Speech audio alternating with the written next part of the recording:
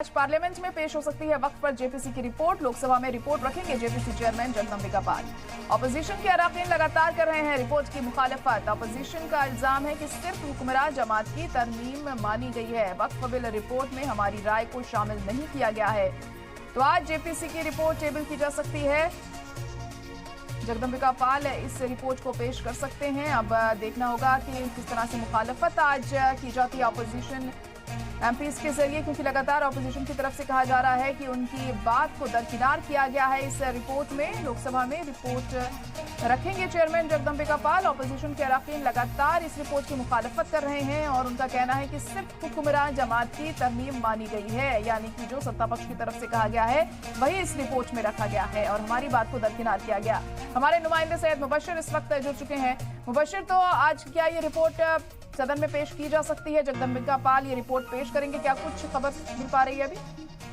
बिल्कुल, सूत्रों के हवाले से खबर ज़रा यही आ रही है कि आज जगदम्बिका पाल जेपीसी के जरिए जो बनाई गई रिपोर्ट है उसको सदन में पेश कर सकते हैं। यानी इसको पहले लेकर भी हंगामा हुआ था और आज भी हंगामा देखने को मिल रहा है, क्योंकि जब रिपोर्ट कंपाइल करके लोकसभा अध्यक्ष को सौंपी गई तभी जितने भी विपक्ष के सांसद थे लगातार इस बात को लेकर नाराज थे कि हमने जो बात कही, हमने जो ड्राफ्ट दिया, हमने जो उन्होंने दिया उसको बिल्कुल पूरी तरीके से दरकिनार कर दिया। इमरान मसूद जो कांग्रेस से सहारनपुर के सांसद हैं, लोकसभा के अंदर बाहर निकलते हुए जब जगदम्बिका पाल बाहर निकले थे तब उस टाइम वो काफी नाराज नजर आए। उन्होंने साफ तौर पर चिल्ला के आपने वक्फ बोर्ड का इस बिल को बर्बाद कर दिया, आपने वक्फ को बर्बाद कर दिया, आपने हमारी बिल्कुल भी नहीं सुनी। मतलब ये कहा जा सकता है कि वक्फ बिल दोबारा जब पेश किया जाएगा लोकसभा के अंदर तब एक बार जरूर हंगामा देखने को मिल सकता है। जी बिल्कुल, हंगामा एक बार फिर देखने को मिल सकता है। और अब मुबशिर, देखिए लगातार यही कहा जा रहा है ऑपोजिशन की तरफ से कि उनकी बात को दरकिनार यहाँ पर किया गया है, लेकिन बैठक में मंजूरी मिली तभी ये रिपोर्ट तैयार हुई।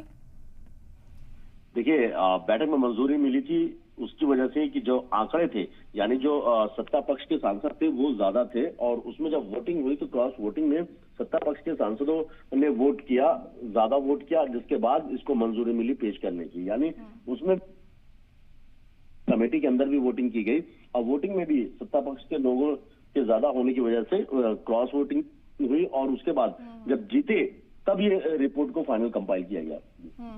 बिल्कुल, तो आज भी हंगामे के असर बने हुए हैं सदन में। जब ये रिपोर्ट पेश की जाएगी तो जाहिर तौर पर हमें माहौल खराब देखने को मिल सकता है, गहमा गहमी एक बार फिर बनी रह सकती है। बिल्कुल ज़ारा, इसमें कोई दो राय नहीं है, क्योंकि जब भी जेपीसी की मीटिंग हुई है हंगामेदार हुई है मीटिंग। जब रिपोर्ट कंपाइल की गई, रिपोर्ट पूरी तैयार की गई, तब भी हंगामा देखने को मिला। लास्ट टाइम जब लोकसभा अध्यक्ष के सामने रिपोर्ट पेश की गई तब भी हंगामा देखने को मिला। यानी उम्मीद यही है कि आज भी हंगामा यही देखने को मिल सकता है। जी मुबशिर, और देखिए जिस तरीके से जब 6-7 महीने पहले जब बिल पहली बार पेश किया गया था, हंगामा हुआ था और उस हंगामे को शांत करने के लिए ही जेपीसी बनाई गई थी, लेकिन अब जब रिपोर्ट भी तैयार हुई, जेपीसी की तमाम मीटिंगें हुई, फिर हंगामा होगा, तो कहा जा सकता है कि फायदा ही क्या हुआ इसका?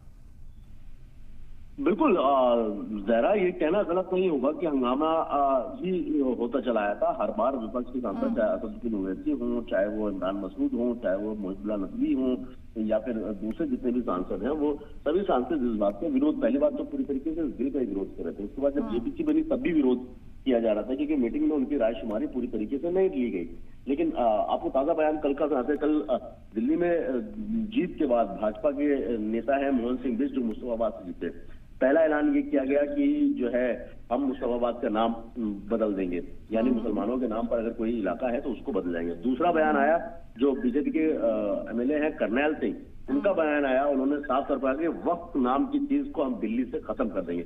यानी अपने आप में एक बवाल को क्रिएट करने की जो कोशिश थी, अब वो एक तरीके से दिल्ली से वो शुरुआत हो चुकी है। जी बिल्कुल, फिलहाल बहुत शुक्रिया सारी जानकारी के लिए मुबशिर।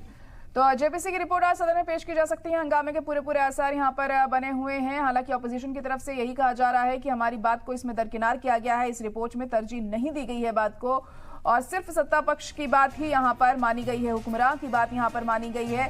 अब सदन में जब ये रिपोर्ट पेश होती है आज, उसके बाद क्या कुछ होता है ये बहुत अहम यहाँ पर होगा देखना, क्योंकि जेपीसी बनाई ही इसीलिए गई थी कि ताकि एक राय कायम हो सके। जो अपोजिशन के सांसद हैं वो इस पर हंगामा कर रहे थे, इसकी मुखालफत कर रहे थे और उनकी बात सुनकर उनकी बात को भी तरजीह दी जाए, मगर ऐसा कुछ भी हमें देखने को नहीं मिला है जब जेपीसी ने ये रिपोर्ट तैयार की है, क्योंकि अभी भी उनकी मुखालफत बरकरार है।